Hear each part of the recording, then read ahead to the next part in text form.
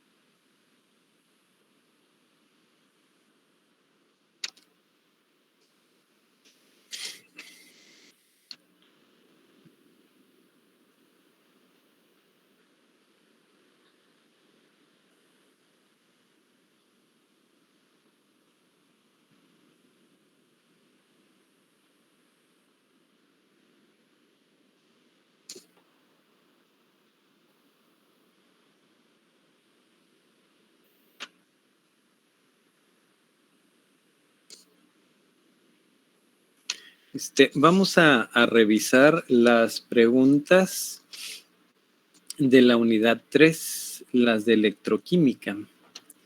Ahorita nada más voy a empezar a grabar para que lo tengamos por ahí.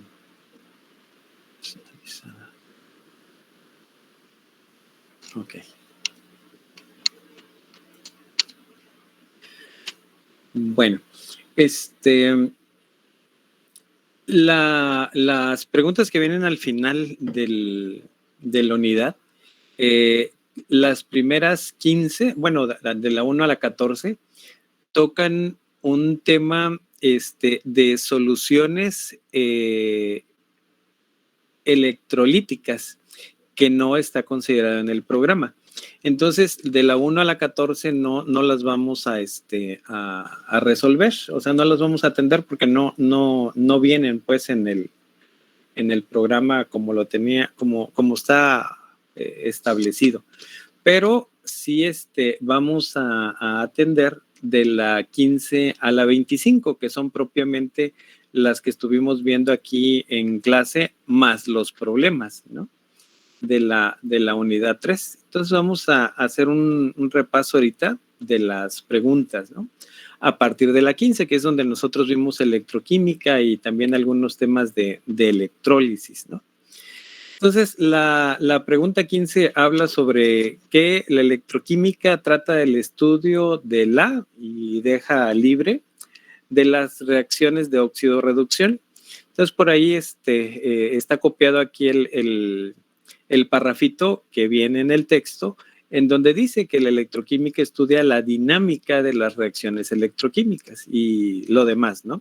Entonces, de la pregunta 15, la electroquímica trata del estudio de la dinámica de las reacciones de óxido-reducción, que son finalmente las que generan la parte de electroquímica, ¿no? La parte de los electrones. Entonces, la número 15 es el inciso A, dinámica, ¿no? La electroquímica trata del estudio de la dinámica.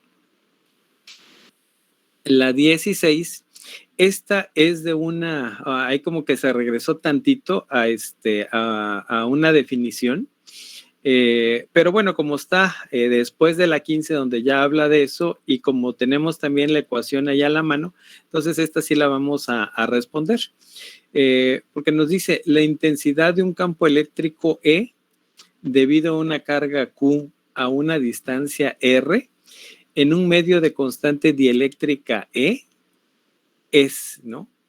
Y bueno, ya nos dice 3 opciones.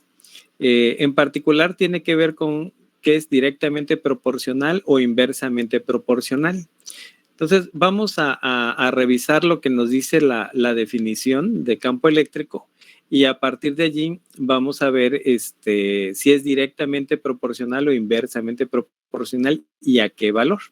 Entonces, el campo eléctrico nos dice, toda carga eléctrica Q crea por sí misma un campo de fuerzas eléctricas denominado campo eléctrico E.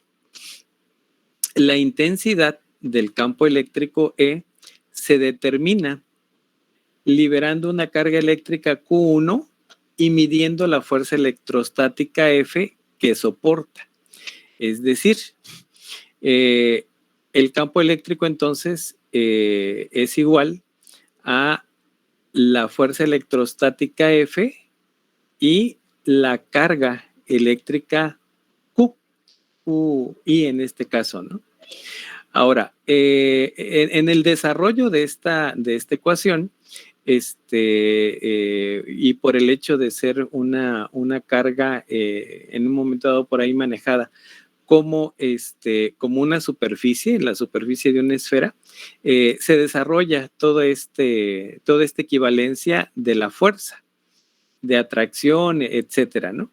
Y la ecuación final que nos queda es esta de la derecha, Q dividido entre 4 veces pi por, en este caso, la constante dieléctrica en condiciones estándar por el radio o la distancia elevada al cuadrado.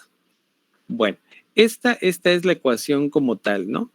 Pero también nos dice, este medio en un momento dado es cuando se encuentra al vacío, es decir, no hay ninguna sustancia que interfiera en la atracción de la fuerza con la carga. Sin embargo, en este caso, no nos habla de la constante dieléctrica al vacío, o sea, es cero. Nos habla de una constante eléctrica en un medio que no es el vacío. Y la misma definición enseguida nos dice, si el medio es diferente del vacío en el campo eléctrico, se debe introducir el factor de reducción del campo 1 sobre carga, sobre la constante dieléctrica como tal del medio, ¿no? Entonces aquí lo que nos indica es de que la constante va a estar en el denominador. El denominador quiere decir en la parte inferior. Ahora bien, si recordamos lo que hemos visto de proporcionalidad, la pregunta aquí sería, ¿cuándo decimos que algo es directamente proporcional y cuándo decimos que es inversamente proporcional? Veamos el ejemplo de aquí de la E con la F y con la Q. Es este primero que está aquí. Decimos que algo es directamente proporcional cuando si crece digamos, uno de los conceptos, también crece el otro. O sea, eso es proporcionalidad directa. Es decir, en este caso, si crece F y Q se mantiene constante, obviamente, si crece F, entonces también va a crecer E. Entonces acá tenemos una proporcionalidad directa, es directamente proporcional. Ahora, si analizamos el valor de Q con respecto a E, aquí va a ser al revés. Si crece Q, si se hace 2 o 3 veces más grande que el valor original, pues entonces la división se va a hacer más pequeñita, o sea, el número que resulte de dividir F entre Q se vuelve más pequeño. Por decirlo así, si F vale 1 y Q vale 1, entonces 1 entre 1 nos da 1. Pero si Q vale 2, por ejemplo, entonces 1 entre 2 me va a dar un medio, 0.5. Esto quiere decir que si crece el de abajo, en este caso el denominador, entonces el valor total va a disminuir. Esa situación o esa relación se llama proporcionalidad inversa. Es decir, cuando al crecer una variable disminuye la otra. La proporcionalidad directa es que cuando crece una variable también crece la otra. Hay una proporción directa. En este caso, si F crece, crece también E. Pero si Q crece, entonces E disminuye. Aquí F es directamente proporcional con E, pero Q es inversamente proporcional con E, porque al inverso quiere decir que si uno crece, el otro disminuye. Ahora bien, esto es en esta relación de acá. Como nuestra constante que se tiene que adicionar es 1 sobre E, o sea, está en el denominador, está abajo, entonces si creciera esta constante, el valor de E va a disminuir, así como sucedió con el valor de Q. Si crece el valor de Q y F se mantiene constante, entonces E disminuye. Luego, entonces, así como Q es inversamente proporcional a E, así también este valor que es la constante dieléctrica va a ser inversamente proporcional porque se sustituye en el denominador, ¿no?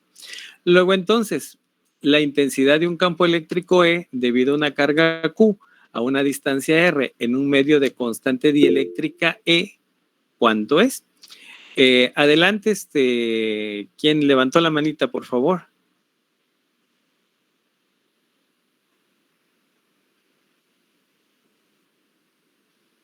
Vi que alguien levantó mano, ¿o ya no? No, ¿ya no? Ok.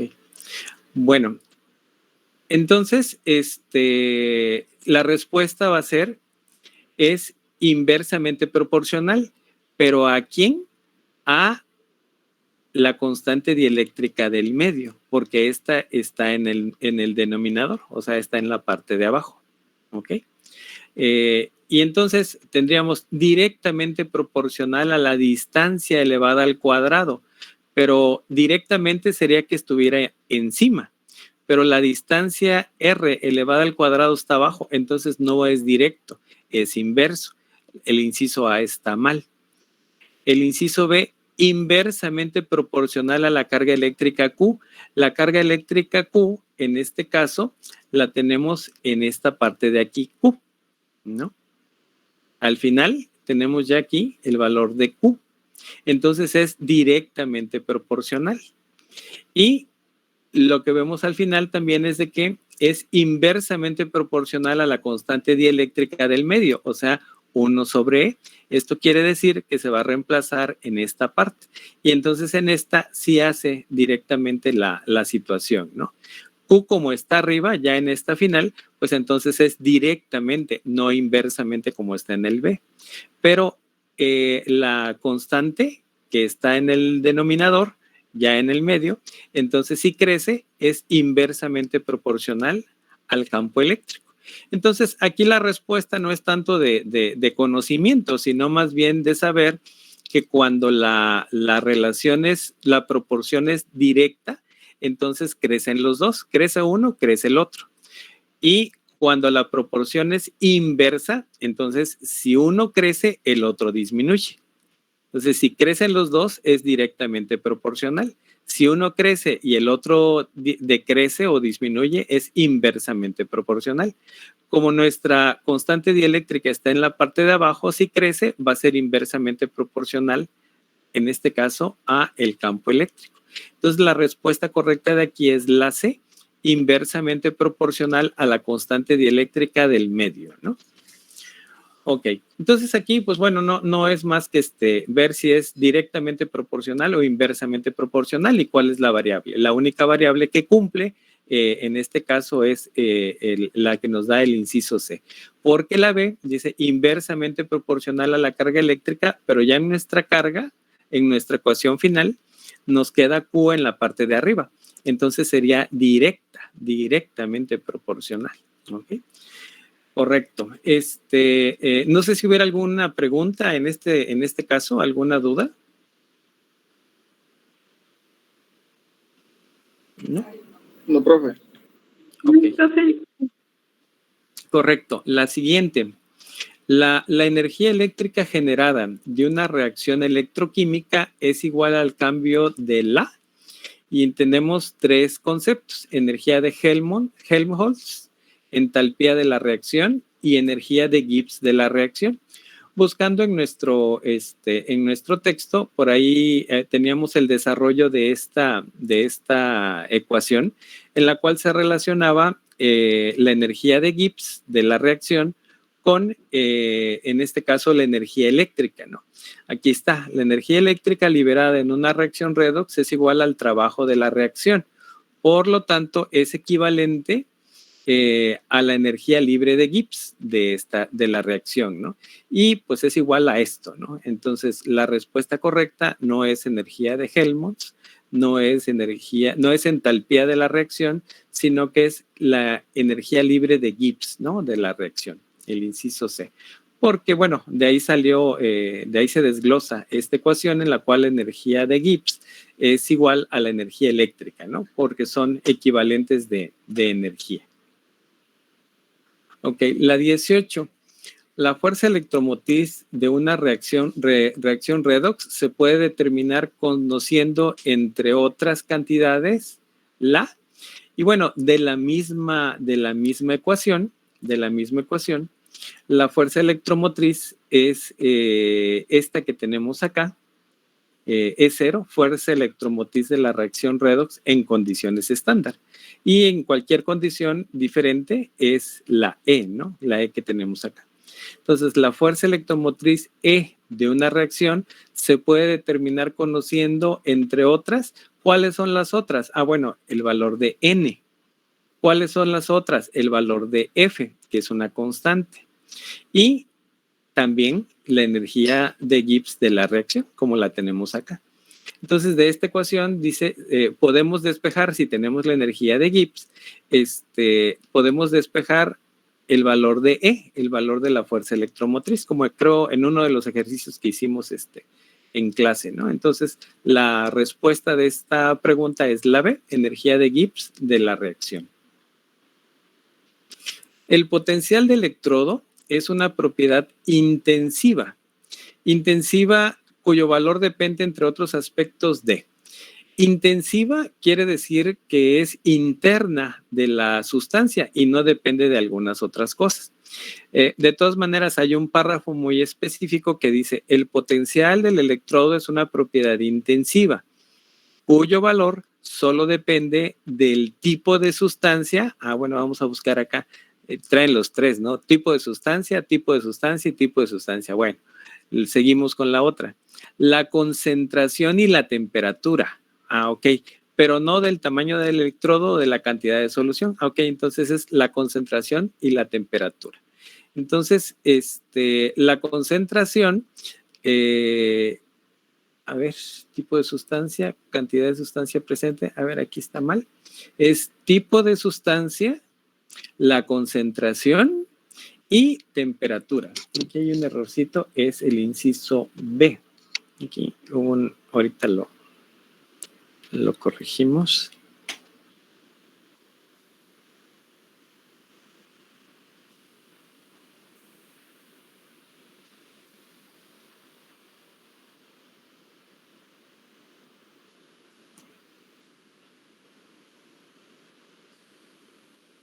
Sustancia, concentración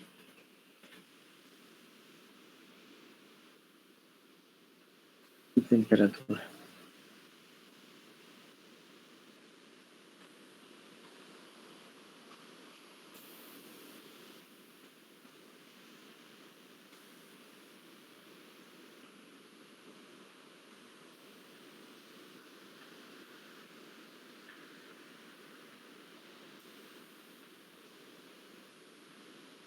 Ok. Ya está. Entonces, es el inciso B, ¿no? Ahí tenemos el párrafo. Ok, la siguiente nos dice: si una reacción de óxido-reducción o redox se multiplica por una constante C, la fuerza electromotriz E de la reacción es, y nos da tres opciones, ¿no? La primera es con la misma fuerza electromotriz, pero con signo negativo. La segunda es el valor de la constante que haya sido multiplicado por la fuerza electromotriz. Y el inciso C es la misma cantidad, o sea que no cambia. Aquí el origen de todo esto viene en términos de lo que son que es una característica, una propiedad intensiva, o sea que no depende tanto de la cantidad, sino en un momento dado es una característica propia, ¿no? Por ejemplo, la temperatura de ebullición del agua no depende si es un poquito de agua, un vaso, una taza, o si es una olla, ¿no? La temperatura de ebullición siempre es 100 grados. Entonces, no depende de la cantidad de sustancia, por ejemplo. Pero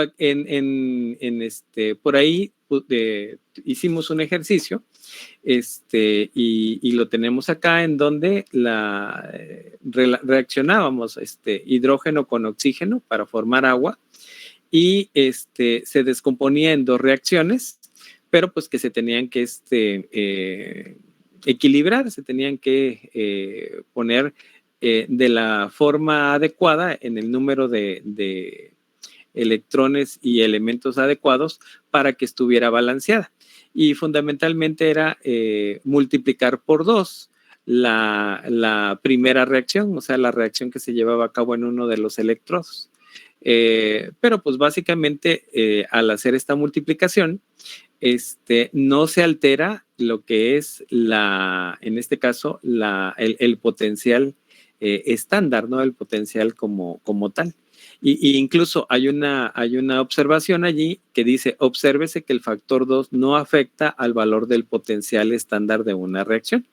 Entonces, el 2 puede ser una constante, como la que nos indica aquí la pregunta, ¿no? Si una reacción redox se multiplica por una constante C, la fuerza electromotriz de la reacción es, entonces no afecta, no se cambia, no se multiplicó aquí por 2, por ejemplo, entonces no sería congruente decir que se multiplica por C, no se cambió el sentido o el signo como tal, o sea, por lo tanto tampoco habría un cambio aquí y finalmente queda igual, o sea, no es afectada por, entonces quedaría de la misma forma. Entonces la respuesta de esta pregunta sería el inciso C, ¿no?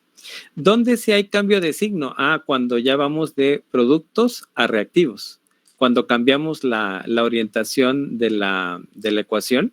Y si aquí en lugar de tener H2 y luego H y E, tuviéramos H y E del lado izquierdo y H2 del lado derecho, ahí sí cambiaría el signo, ¿no? En dado caso. Pero bueno, no es el caso, sino nada más nos pregunta que si lo multiplicamos por una constante, ¿cambia la fuerza electromotriz? La respuesta es no cambia, y como no cambia, la respuesta correcta sería E, ¿no? Que sigue quedando de la misma forma. En la 21, para determinar el valor de la constante de reacción K de una reacción redox, se precisa conocer los siguientes valores y nos da una serie de valores. Por allí puede haber confusión acá porque cuando vimos esta sección, vimos que originalmente teníamos esta ecuación del lado izquierdo, en donde el potencial en una condición cualquiera era igual al potencial estándar menos RT-NF y logaritmo natural de Q. Esto era para calcular las concentraciones de los productos sobre los reactivos. Pero ojo, aquí lo que nos dice es para determinar el valor de la constante de reacción K. La constante de reacción K es cuando se alcanza el equilibrio, es la constante de equilibrio. Y en el desarrollo del tema, pasamos de que cuando se alcanza el equilibrio, el potencial es cero, es decir, ya no había en un momento dado por ahí transferencia de electrones. Entonces, al ser cero, nos queda solamente el resto de la ecuación de esta que teníamos acá. Cuando no está en equilibrio, las concentraciones al dividirse nos daban el valor de Q, porque no necesariamente estaban en equilibrio, pero cuando están en equilibrio, solamente pueden presentarse en un determinado, en una determinada concentración. Y cuando están en equilibrio, el potencial se vuelve cero. Ya cuando, digamos, dejó de funcionar la batería, las concentraciones quedan fijas porque ya no hay intercambio de electrones. Y en ese momento, Q, que es una variable, porque van cambiando las concentraciones a medida que se lleva a cabo la reacción, queda fija, se vuelve K, y K es una constante. Y justamente eso es lo que nos piden. Para determinar el valor de la constante de reacción K, se precisa conocer qué valores. Pues entonces ya no se requiere el valor de E, porque E se vuelve cero cuando estamos en el equilibrio, que es cuando obtenemos el valor de K. Y entonces, los únicos datos que necesitamos, pues son los otros. O sea, los que se dan en esta ecuación para calcular K. Entonces, necesitamos E0, necesitamos R, que es una constante, necesitamos T, N y F. Y entonces buscamos acá. Si se dan cuenta en la primera respuesta, el inciso A dice, necesitas E, pero ya pusimos aquí que eso es un tache porque E se tiene cuando no estamos en el equilibrio, cuando no tenemos el valor de K en la ecuación. Pero cuando ya estamos en equilibrio es cuando tenemos el valor de K, y en ese caso E ya sabemos que va a valer cero. Entonces no lo necesitamos aquí, por lo tanto A no sería. Y la última nos dice la energía de Gibbs. La energía de Gibbs puede estar presente, pero como habíamos dicho también anteriormente, ¿qué sucede con la energía libre de Gibbs cuando se alcanza el equilibrio?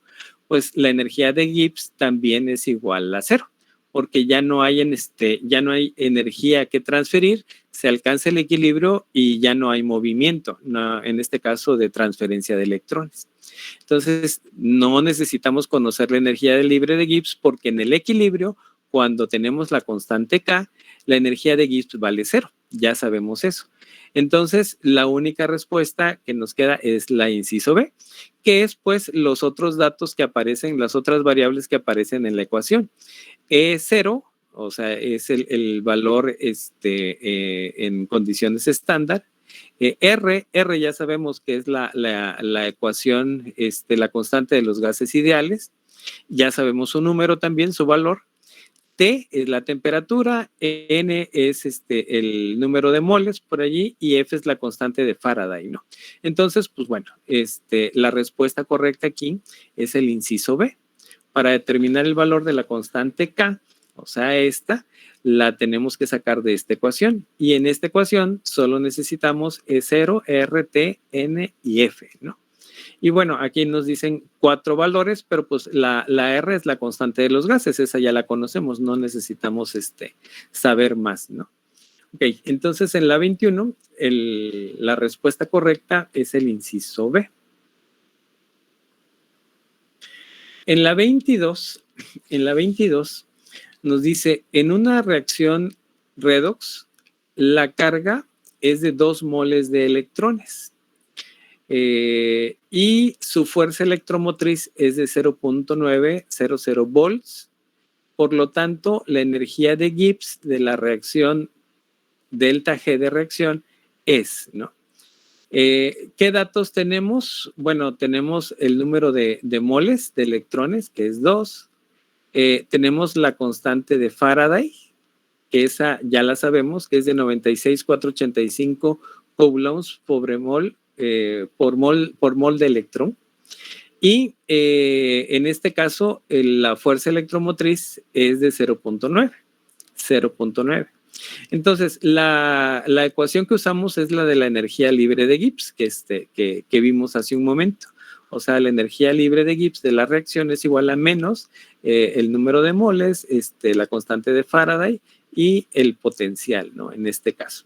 Entonces, sustituyendo valores, tenemos 2 por 96,485 por 0.9 volts. Y bueno, el resultado nos da 173,673.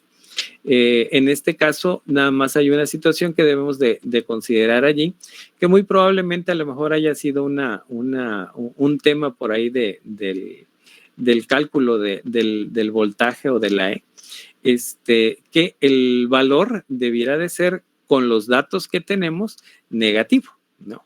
Pero el valor numérico es 173,673 joules. Y en este caso, pues tenemos tres valores, y el primero de ellos, el A, es 173,673 joules, ¿no? Entonces, bueno, el resultado sería el del inciso A, ¿no? En este caso, probablemente por alguna razón, quedaron todos en positivo para no confundir, pero bueno, el número que nosotros obtenemos, pues bueno, ya lo tenemos aquí de acuerdo a la ecuación, 173,673, ¿no? Esa sería la respuesta correcta, el inciso A. La 23 nos dice que en el equilibrio es cero algo de una reacción redox. Aquí tenemos lo que hay que contestar.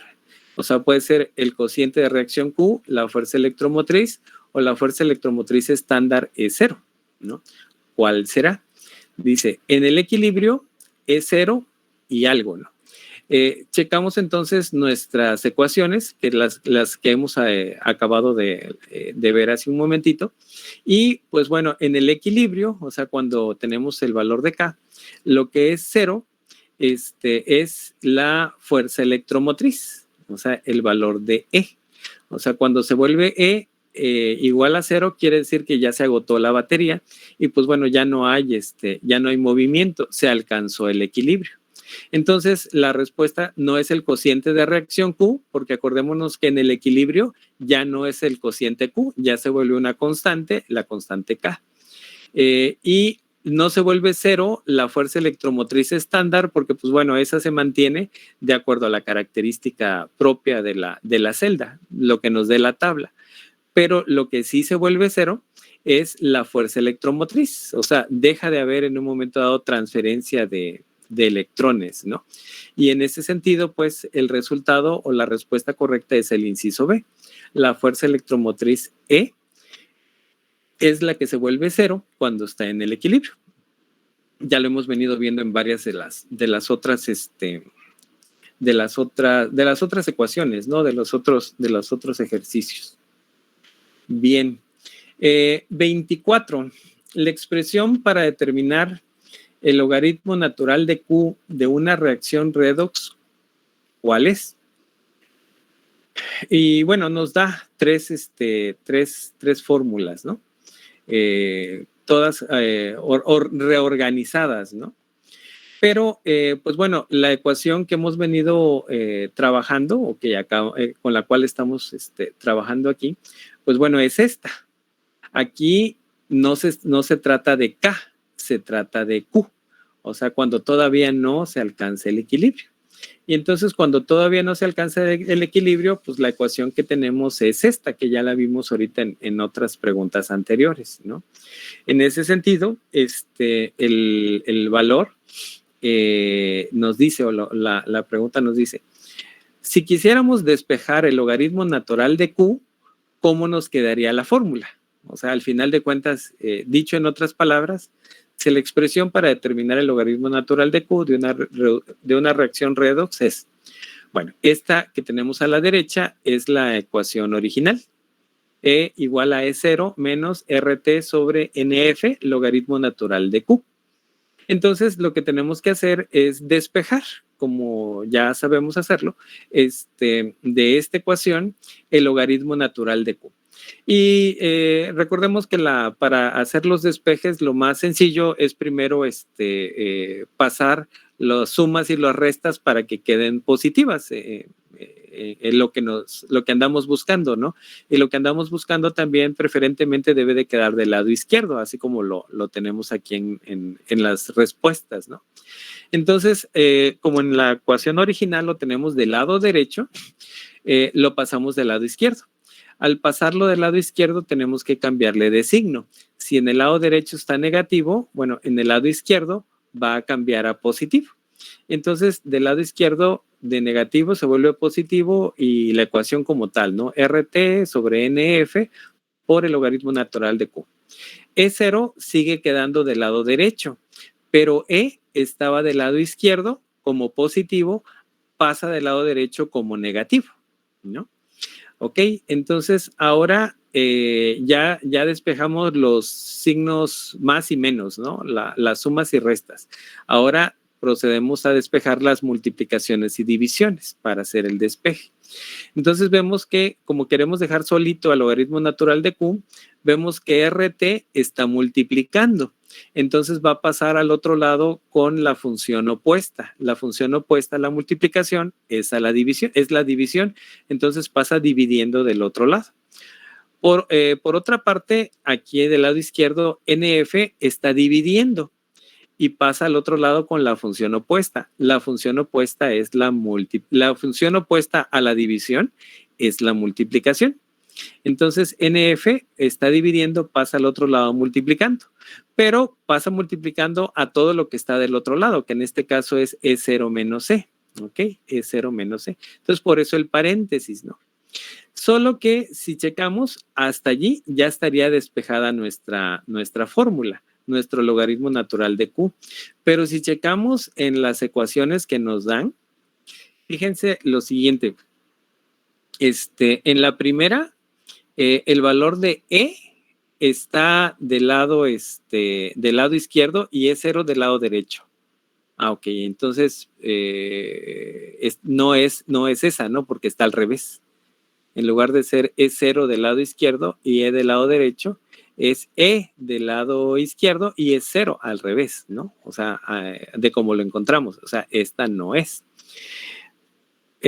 Pasamos a la segunda y aquí también tenemos un detalle. Tenemos al revés los valores de E0 y E adentro del en este caso de los paréntesis, ¿no? Entonces, de entrada diríamos que no, pues porque no están en el mismo orden que los tenemos nosotros. Luego nos vamos hasta la última y aquí sí están en el orden que los tenemos acá, solo que está negativa la ecuación.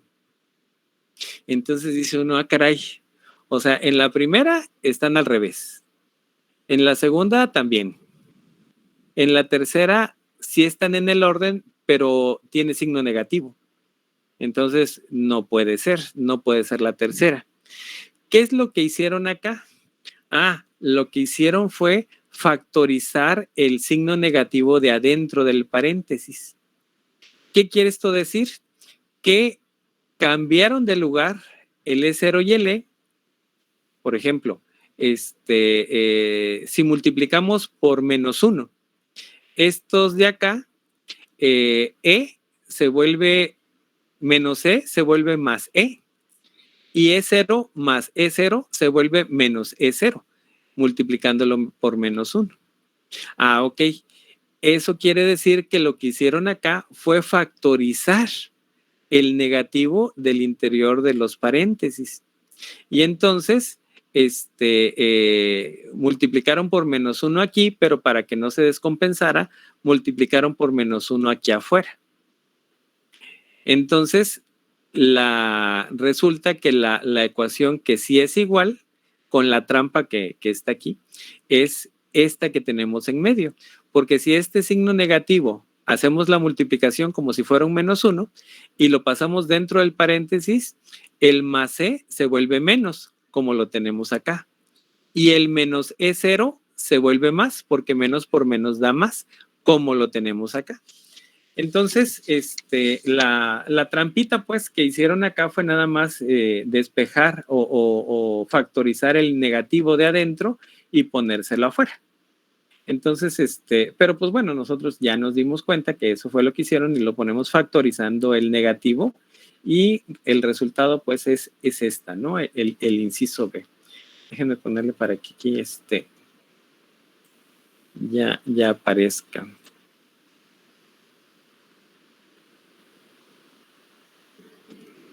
¿Cuál es el? resultado. La respuesta correcta entonces sería el inciso B.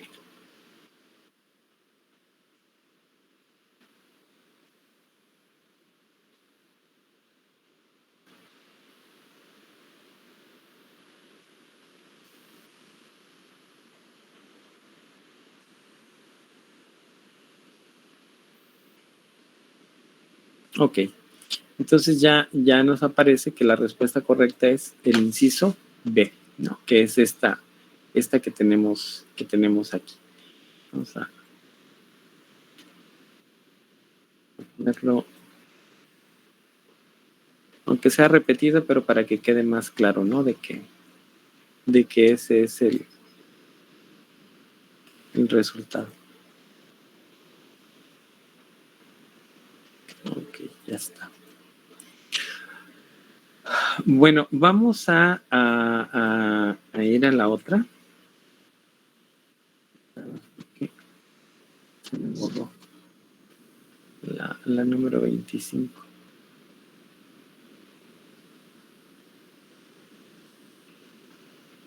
Pero ahorita me ayudan a que la pongamos. Nada más volverla a copiar.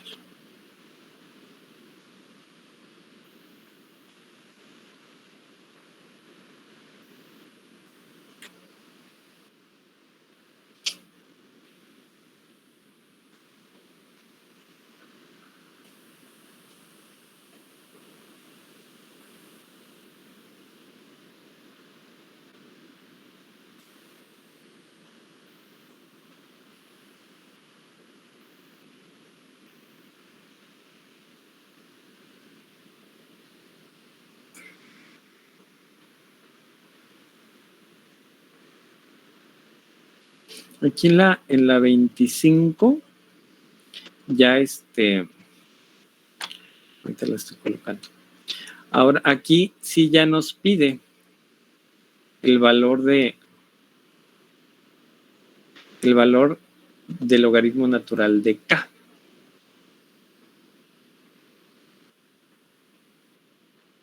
O sea, ya cuando está en estado de equilibrio. Ahora ya no es el logaritmo natural de Q, es el logaritmo natural de K. Entonces,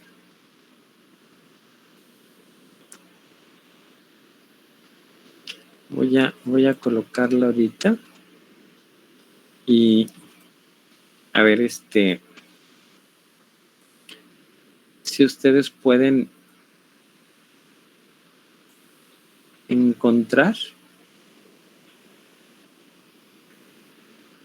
aquí en la 25, así como lo hicimos ahorita, traten de hacer el despeje del logaritmo natural de K. Y díganme más o menos cuál sería la respuesta correcta. No, aparentemente no está tan complicada. Se me borró. Bueno, relativamente sí, está sencilla. ¿Cuál sería la respuesta correcta allí? De acuerdo a lo que ya vimos ahorita en el despeje. ¿Sería A, sería B o sería C? En este caso, lo que tenemos que hacer es dejar solito al logaritmo natural de K. Aquí se puede uno meter en enredos si quiere uno pasar al otro lado negativo y el E0 al otro lado negativo también. Entonces, lo que se vale hacer también es dejarlo así como está, porque están positivos los dos, y simplemente dejar del lado derecho el logaritmo natural de K. En este caso, RT está multiplicando al logaritmo natural de K. Para dejar solito acá, teníamos que pasarlo del otro lado dividiendo. Entonces vemos que las tres tienen RT en la división, RT, RT, RT. ¿Okay? Y nos quedaría NF. NF en este caso está dividiendo al logaritmo natural de K. Tendría que pasar del otro lado con la función opuesta. Si es división, la función opuesta sería multiplicación. Entonces NF tendría que pasar al otro lado multiplicando. Y ya con eso podemos decir que el resultado no tendría signo negativo, porque no tenemos signos negativos, y no tendría que tener a la E, porque la E es cuando no está en equilibrio. Cuando está en equilibrio, la E vale 0. Entonces no tendría por qué ir la E cuando tenemos la K. Entonces el que sí encontramos es el último, porque el logaritmo natural de K estaba, RT estaba multiplicando, pasó dividiendo a E0, como lo vemos aquí, y NF estaba dividiendo y pasó multiplicando a E0, como lo vemos acá. Entonces, en este caso, la respuesta correcta sería el inciso C. Les digo, esto está más sencillo hacerlo así que pasarlos y volverlos negativos los dos. Mejor los dejamos del lado donde están positivos y pues ya sabemos que es lo mismo, por decirlo así, 2 más 1 es igual a 3, pero 3 es igual a 2 más 1. Entonces, no importa en qué sentido estén, 3 es igual a 2 más 1 y 2 más 1 igual a 3. Entonces, aunque estén en el lado derecho y el izquierdo, si no los movemos, se quedan positivos y pues quedan en la misma igualdad. Ya lo único que hacemos es, ahora sí que cambiarlo, ¿no? Como si fuera una vista de espejo de la ecuación. Y positivos los dos, si no, tendríamos que volver negativo el del lado derecho al pasarlo acá, pero también negativo el del lado izquierdo al pasarlo allá. Y después se cancelarían los signos, pero es un poquito más enredado. Entonces mejor aquí ya podemos saber que el resultado correcto es el inciso C. Resultado del despeje, ¿no? Y ahorita lo voy a poner aquí. Ya para que también nos quede.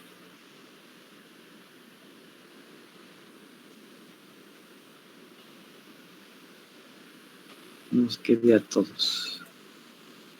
Archivo, guardar como. Química. DF. Okay. Listo. Ahí está. El resultado correcto de despejar esto, pues, es el inciso C. No sé si hubo alguna duda o pregunta en lo que vimos. Algo que quieran que revisáramos o que no haya quedado claro. Realmente de mi parte, no, profe. Ok, gracias. Realmente no está complicado porque, bueno, no nos metimos con los conceptos iniciales, ¿no? No estaban en el programa. Y entonces, pues solamente tenemos, ahora sí que 11 preguntas, ¿no? Para nuestra evaluación. Ok, bueno, Bueno, entonces, con esto vamos a concluir el día de hoy. Vamos a pasar lista nada más.